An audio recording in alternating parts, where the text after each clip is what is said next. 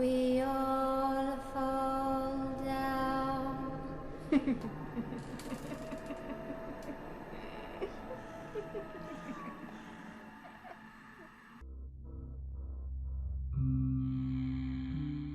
Ça fait déjà une semaine. Qu'est-ce que le temps passe vite. C'est incroyable. Allez, asseyez-vous. On a encore plein de choses à se raconter. Vraiment, vraiment beaucoup. Et aujourd'hui, j'ai une petite surprise pour vous. Bon, vous l'avez peut-être deviné, mais aujourd'hui on va parler d'un dessin animé qui vous a très certainement bercé dans votre enfance. Si ce n'est pas le dessin animé, ça doit être les jeux. Ou peut-être même les goodies, comme les peluches, jouets et autres accessoires. C'est obligé, vous en avez déjà eu. Non ? Eh bien, bravo. Vous êtes vraiment, vraiment les rares personnes qui ont déjà répondu non à cette question. Car oui, aujourd'hui nous allons parler de ces petits monstres qu'il faut tous attraper, les Pokémon. Mais plus exactement de la série Pokémon. Je le tiens à le préciser car le gérant de la chaîne a déjà fait quelques vidéos sur les Pokémon. Une sur un jeu, une dans l'univers, il me semble, je sais plus. Je sais plus parce que, entre nous, bon, ça reste entre nous bien sûr, mais vous voyez le gérant de la chaîne. Attendez, je chuchote parce que j'ai pas envie qu'il m'entende. Mais vous voyez les vidéos qu'il fait ? Eh bien, en fait, moi je les regarde pas. C'est vrai, il y a les miennes qui sortent sur sa chaîne, et les autres, je ne les regarde pas du tout. Mais attention, ça reste entre nous, hein. Bon, avant de vous parler de la série, je vais faire un rapide, mais vraiment, vraiment rapide résumé de celle-ci. Je pense que techniquement, il n'est vraiment pas obligatoire, mais admettons que parmi vous, il y a un martien qui arrive tout droit de sa planète natale et qui me dit « Moi, je ne connais pas les Pokémon, donc s'il te plaît, qu'est-ce que c'est ?» Ça peut arriver. Ça serait vraiment bizarre, mais ça peut arriver. Et la vraie question n'est pas comment ça se fait que tu ne connais pas les Pokémon, mais qu'est-ce qu'un martien écoute ces histoires ? C'est bizarre. Trêve d'humour. Rapidement résumé, la série raconte les aventures d'un jeune garçon qui veut devenir le plus grand maître Pokémon et qui sera rejoint de divers personnages afin de le suivre dans son aventure. Mais il aura toujours avec lui son compagnon de voyage préféré, le petit Pikachu. Voilà, je pense qu'on peut pas faire plus court. Oui, bien sûr, je n'ai pas parlé du système de tous les attraper, mais c'est bon, on va s'en passer. De toute façon, vous connaissez déjà. Maintenant, j'ai envie de vous poser une question. Est-ce que vous vous rappelez de la première saison ? La toute première. Est-ce que vous vous souvenez qu'il y avait une petite différence entre l'aventure de nos trois personnages, Sacha, Ondine et Pierre, et de l'aventure du personnage du jeu vidéo ? Et oui, je parle de la version rouge, bleu et jaune. Rappelez-vous de cet épisode qui se passait dans la ville de l'Avant-Ville. Oui, c'est beaucoup de villes, je sais. C'est un nom un peu pourri, mais si aimé. Dans la série, les héros rentrent dans un manoir, découvrent les Pokémon Spectre, font une rapide petite aventure avec, bon, je pense que vous la connaissez déjà, puis ils repartent tout joyeux avec un Spectrum qui les suit partout. Déjà, j'ai quelques questions à poser sur cet épisode. Bon, oui, c'est vrai, j'ai un peu travaillé dessus, mais moi j'avais proposé un autre scénario. Non, cet épisode devait être là. Mais il ne devait vraiment, mais vraiment pas ressembler à ça. Je vous en parle dans 2 minutes. On va déjà parler de 2-3 petits détails qui m'ont vraiment, mais vraiment choqué dans cet épisode. Lorsqu'on l'a écrit, je n'ai fait que glisser quelques petites remarques. J'avais écrit mon premier scénario, il a été rejeté, puis j'ai rapidement foncé sur un autre épisode. Mais cet épisode de l'Avant-Ville, bon, on est d'accord que Spectrum qui se promène sans Pokéball, c'est un petit peu bizarre. Et attention tout le monde, je vous arrête tout de suite. Si vous me dites que Pikachu non plus n'a pas de Pokéball, si, il en a une. C'est juste qu'il ne veut jamais rentrer dedans. Mais je peux vous assurer qu'il en a une. Alors déjà, premier point, pourquoi est-ce que ce Spectrum est resté en mode libre d'action ? Est-ce que ça le dérangeait à ce point-là de suivre les héros de manière officielle ? Certes, très peu de temps, mais au moins que ça soit officiel. Et aussi, petite remarque personnelle. Techniquement, si le Spectrum n'avait pas été capturé par Sacha, est-ce qu'il avait le droit, durant un combat, d'envoyer un Pokémon qui était encore sauvage se battre en son nom ? C'est légal de faire ça ? Oui, on est tous d'accord là-dessus, c'est un peu compliqué comme situation. Parce qu'à ce compte-là, moi dans le monde des Pokémon, je mets simplement plein de nourriture dans ma poche, tous les Pokémon sauvages me suivent, je rentre dans une arène, et là je leur dis, si vous voulez manger, cassez tout. Et le problème est réglé. Mais bon, je pense que Spectrum était couvert par la magie du scénario. Et il ne faut pas croire, cette magie est très puissante. Et il y a aussi un autre point qui me dérangeait sur cet épisode. Je parle toujours de celui de l'Avant-Ville. On est d'accord que nos trois héros décident de rentrer dans le manoir hanté uniquement parce qu'ils espèrent pouvoir croiser des Pokémon spectres dedans. Mais à quel moment vous vous êtes dit, tiens, une grande maison un peu abandonnée, c'est parfait, on va rentrer dedans et on espère pouvoir y trouver quelque chose de paranormal. Enfin, si on appelle ça paranormal pour le monde des Pokémon. Oh, c'est une bonne question ça. Mais passons. Mais sérieusement, d'où on rentre chez les gens comme ça, dans une propriété qui ne nous appartient pas, sous prétexte qu'on va chasser les fantômes? Non mais c'est littéralement de l'urbex sauvage 15 ans avant son invention. Ah non mais laissez tomber. Si vous trouvez un youtubeur qui dit « Ah non, c'est moi qui ai inventé l'urbex, c'est grâce à moi que c'est à la mode », ah non, non, vous pouvez lui dire tout de suite « Toi ta gueule, c'est Sacha qui l'a inventé ». Bon, après, on ne parlera pas du fait que Sacha a eu une chance de cocu phénoménale de trouver des Pokémon spectres pile dans la seule maison qu'il va visiter. Après, c'est la magie du scénar, c'est comme ça, parce que je vous rappelle tout le monde que ce manoir n'est même pas mentionné dans le lore de Pokémon. C'est juste un manoir au pif. Et techniquement, c'est la ville qui est hantée. Si je ne dis pas de conneries, bien sûr. Ce n'est pas forcément un lieu précis. Dans le jeu vidéo, oui, il y a un lieu précis qui l'est. Et à cause de celui-ci, la ville tout entière baigne dans une atmosphère très oppressante et effrayante. Mais pas par rapport à ce manoir. Ah oui, j'y pense. Petit spoil pour ceux qui n'ont jamais joué aux premières versions de Pokémon. Non, ce manoir n'est même pas présent dans le jeu. Mais pas du tout. Vous trouvez que je m'acharne un peu? Vous trouvez que tout ce que je raconte est un petit peu hors sujet? Et qu'on devrait passer à mon scénario?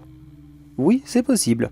Mais croyez-moi que quand j'ai travaillé pour cette entreprise, qu'elle m'avait promis une liberté d'expression, et que finalement il me balance un « Non, on veut pas de ça », eh bien, vraiment, vraiment je les ai eus là. Et rien que d'y penser, ça m'énerve. Mais bref, laissez-moi vous parler de mon scénario. Celui-ci devait avoir beaucoup plus de points communs avec la version jeu vidéo. Rappelez-vous, dans les premières cartouches de jeu, oui je sais, le mot cartouche vous paraît tellement vieux maintenant, et pourtant c'est comme ça qu'on les appelait à l'époque. Dans celle-ci, lorsqu'on visitait la tour de l'avant-ville, on y trouvait un immense cimetière de Pokémon, et on ne pouvait pas voir les Pokémon spectres, tant qu'on n'avait pas la Pokéflûte. Puis après, je sais plus en fait. Non, je vous cacherai pas que ça fait quoi? Oh, 22 ans que je n'ai pas joué à rouge, bleu et jaune. Ouais, je pense que je vais rien dire car ça sera que de la merde. Dans ce scénario qui a été rejeté, Sacha, Andine et Pierre devaient avoir récupéré une Pokéflûte plusieurs épisodes auparavant. Oui, dans cette saison, un petit vieux avec une Pokéflûte, quel cliché bordel, les aide à réveiller un Ronflex afin qu'ils puissent continuer leur chemin. Cet épisode aussi devait être différent. Ils ne devaient pas demander d'aide, mais simplement acheter une Pokéflûte afin de, oui, réveiller Ronflex.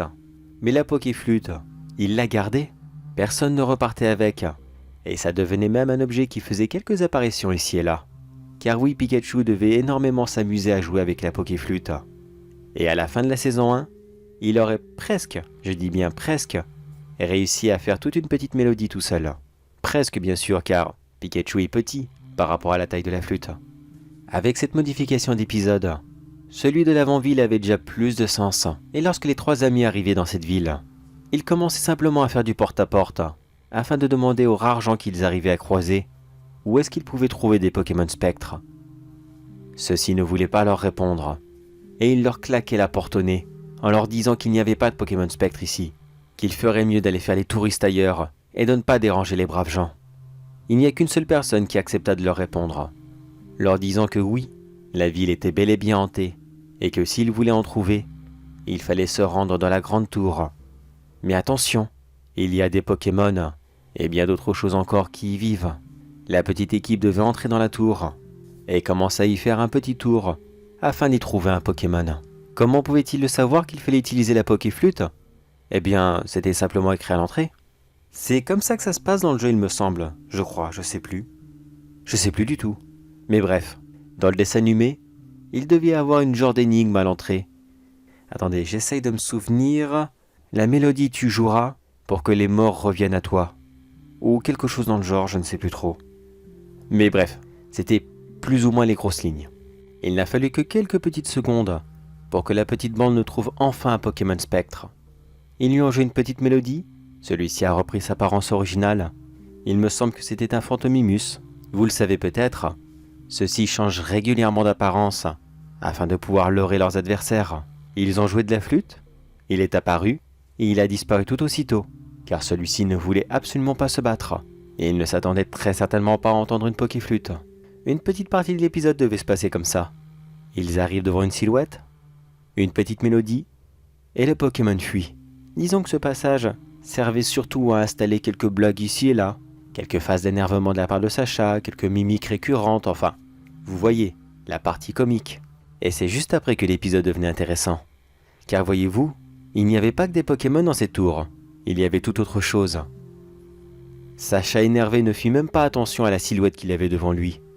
Et il joua rapidement un petit morceau qui était complètement sans queue ni tête, car il ne savait pas y jouer, c'était uniquement Ondine qui savait le faire. Mais, avouez-le, est-ce que Sacha a déjà eu beaucoup de patience? Après avoir joué ce rapide morceau, ce n'était ni un Phantomimus, ni un Spectrum, et encore moins un Ectoplasma, qui est apparu devant lui. Il s'agissait d'un Chenipan. Oui, un simple petit Chenipan, ce Pokémon insecte. Les trois amis étaient surpris. Ils se dirent entre eux, mais qu'est-ce qu'il fait là? Ce n'est pas un Pokémon Spectre. Pourtant on a bien joué devant l'un d'entre eux. Pourquoi est-ce que c'est lui qui est apparu? Et ils n'eurent même pas le temps de poser la moindre question, que le Chenipan se volatilisa, comme une masse de fumée qu'on aurait soufflé dessus. Perplexes, ils pensèrent immédiatement à une blague d'un Phantomimus, et ils recommencèrent encore une fois. Et là encore, ce ne fut pas la rencontre avec un Pokémon Spectre. Il me semble que la deuxième fois c'était un Salamèche, je crois. Ils furent surpris encore une fois, et le Salamèche ne resta que quelques secondes, avant de disparaître à son tour, ne comprenant pas ce qu'ils avaient devant eux. Ils décidèrent de ne pas y réfléchir, et ils continuèrent encore et encore et encore, découvrant plusieurs autres Pokémon. Un Sablette, un Paras, un Mélofée. À chaque fois le résultat était complètement différent. C'est Pierre qui a commencé à avoir des doutes.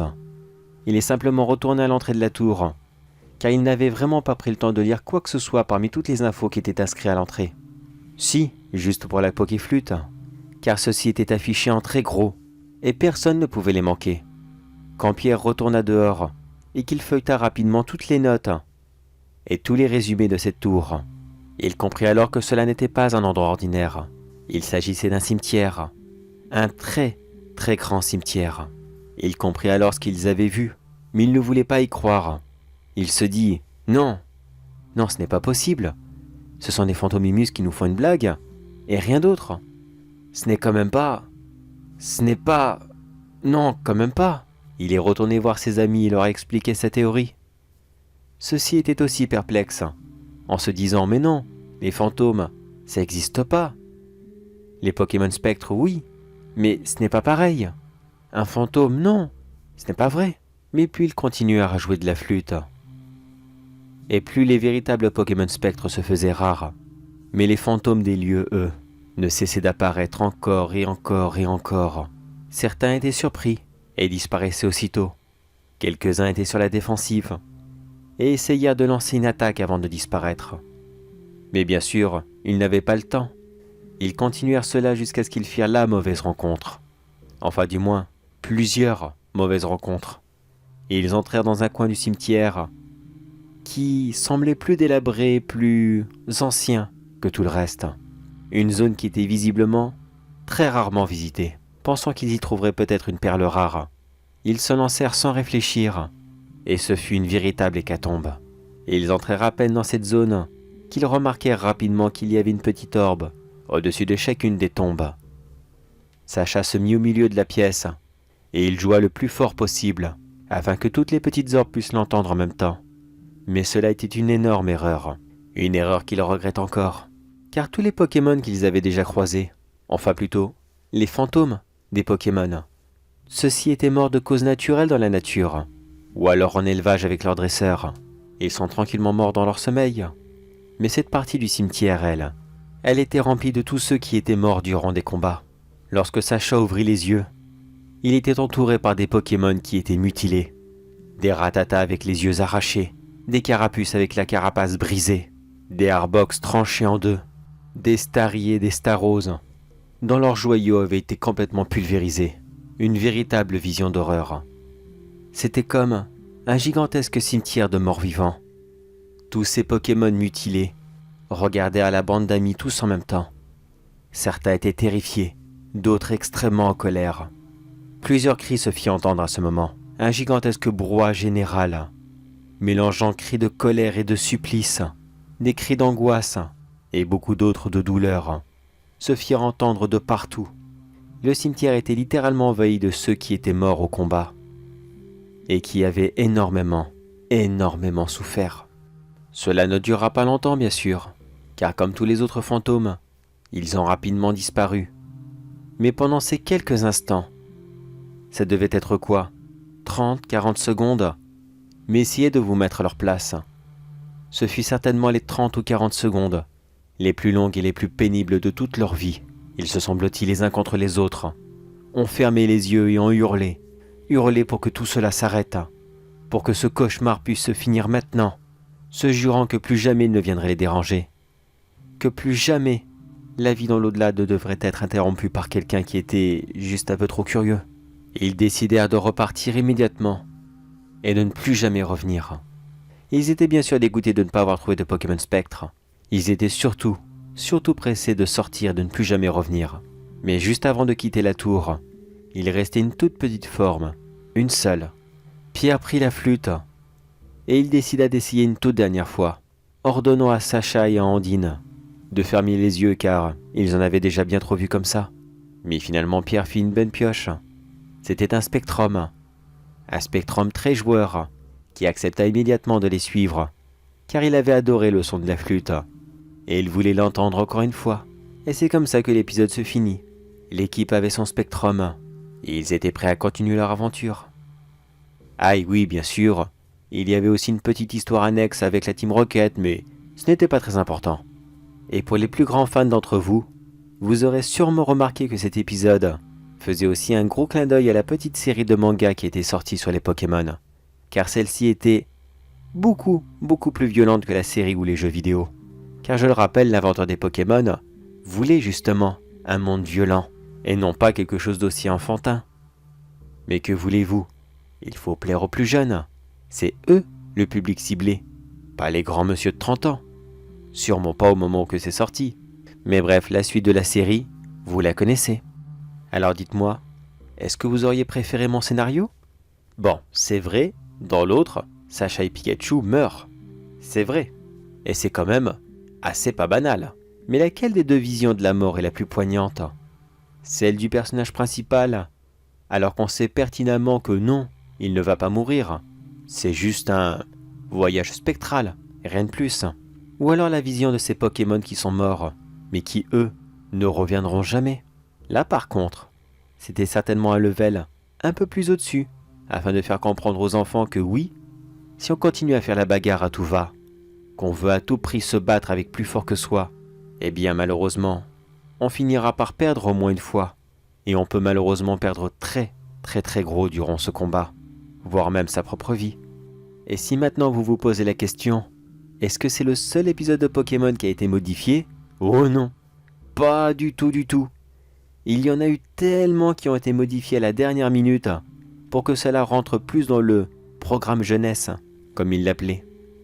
Je n'ai fait que vous sortir un exemple parmi des dizaines et des dizaines d'autres. Peut-être qu'on pourra les voir ensemble si vous voulez.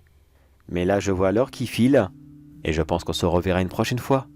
D'ailleurs à ce propos, je ne sais pas si vous avez remarqué, mais la semaine prochaine, ça sera la toute dernière fois que je vous parlerai d'un dessin animé sur le thème asiatique. Enfin du moins, pour le mois de février. Après, si vous voulez, on pourrait y retourner plus tard. Mais beaucoup d'entre vous m'ont demandé des anecdotes sur des vieux cartoons. Et croyez-moi qu'il y en a encore beaucoup. Alors à partir du mois de mars, on retourne sur les cartoons. Il faut bien faire plaisir à tout le monde. Allez, moi je reste là bien sagement. Je vous attends impatiemment la semaine prochaine, afin de vous raconter bien d'autres secrets extrêmement sombres de tous les dessins animés que vous aviez adorés tant petit.